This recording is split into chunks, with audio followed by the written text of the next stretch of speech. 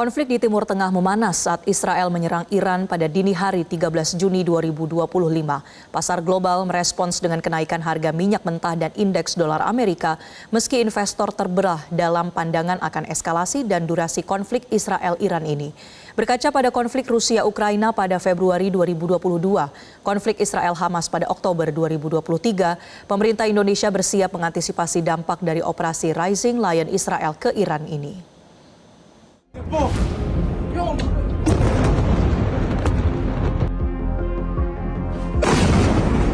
Para menteri luar negeri 20 negara Arab dan Muslim menyerukan penghentian perang Israel-Iran.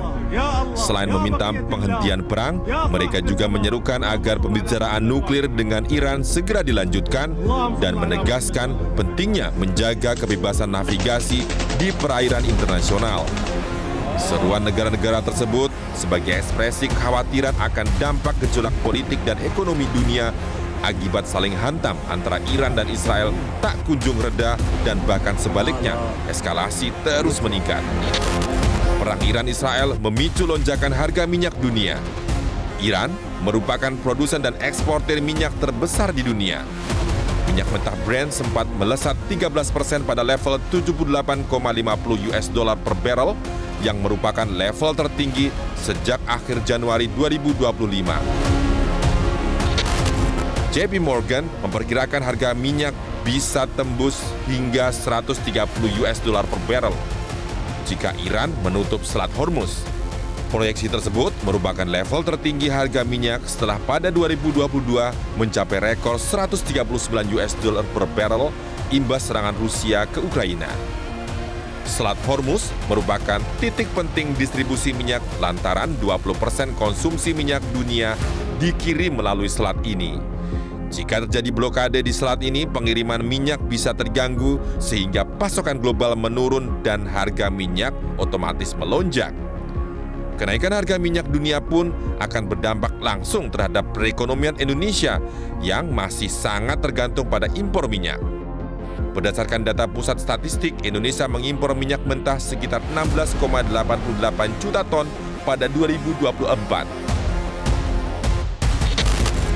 Jika harga minyak dunia tembus 130 US dollar per barrel, subsidi energi pun bakal melonjak. Subsidi energi tahun ini saja dianggarkan sebesar 203,41 triliun rupiah atau 1,9% lebih tinggi dari realisasi pada 2024. Angka tersebut menggunakan asumsi harga minyak Indonesia sebesar 82 US dollar per barrel dan nilai tukar rupiah 16.000 per dolar Amerika Serikat. Bagaimana jika harga minyak mentah tembus 130 US dollar per barrel dan nilai tukar rupiah terus merosot? Kenaikan harga minyak global biasanya juga diikuti inflasi global. Gangguan rantai pasok menyebabkan produsen harus mencari sumber bahan baku alternatif dengan biaya lebih tinggi. Biaya tinggi ini akan menekan daya beli masyarakat. Inflasi yang tinggi berisiko memicu resesi global yang memang sudah diprediksi memburuk tahun ini. Bank Dunia bahkan telah memangkas proyeksi pertumbuhan ekonomi tahun ini dari 2,7% menjadi 2,3%.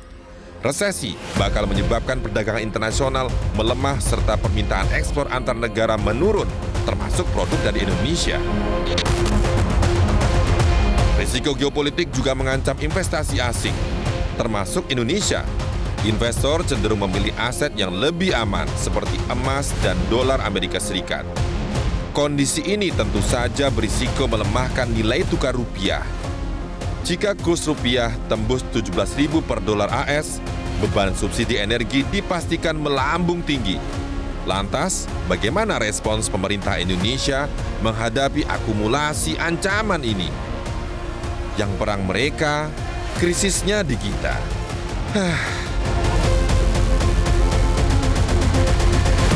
Jelajahi cara baru mendapatkan informasi. Download Metro TV Extend sekarang.